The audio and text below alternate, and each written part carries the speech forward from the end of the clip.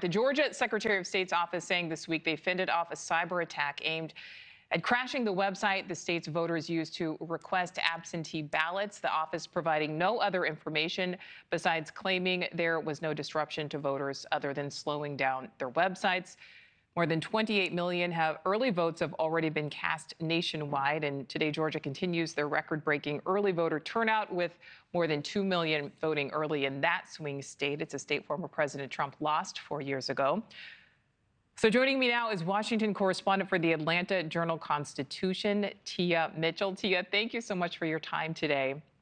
Before we talk about this record early voting, I want to talk about this cyber attack. We know that there was an attempt to hack into the Secretary of State's office. What more can you tell us about that? Yeah, you're right. We haven't heard much more from the Secretary of State's office beyond that initial reporting from CNN.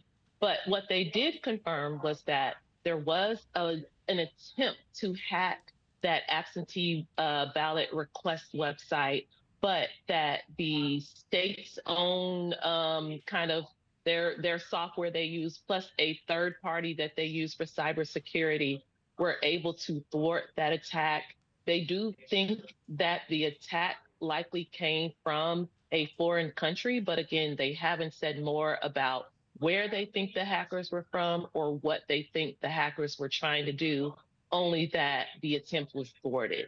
And Tia, has the office ever seen anything like that happen before? Well, I think it's a scale thing.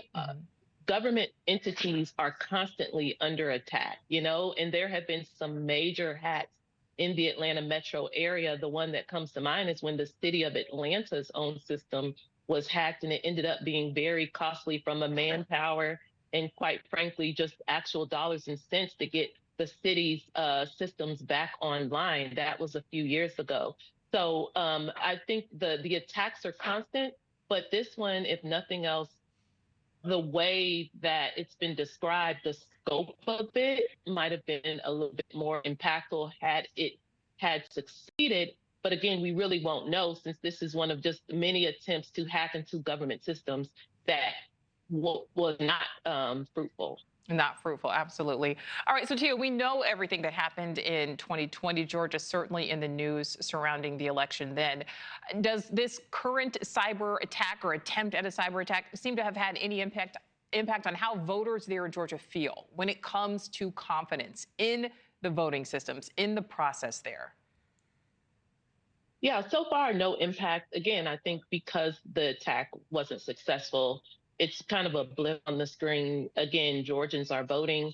They're voting early in person at record numbers, but what is down is voting by mail.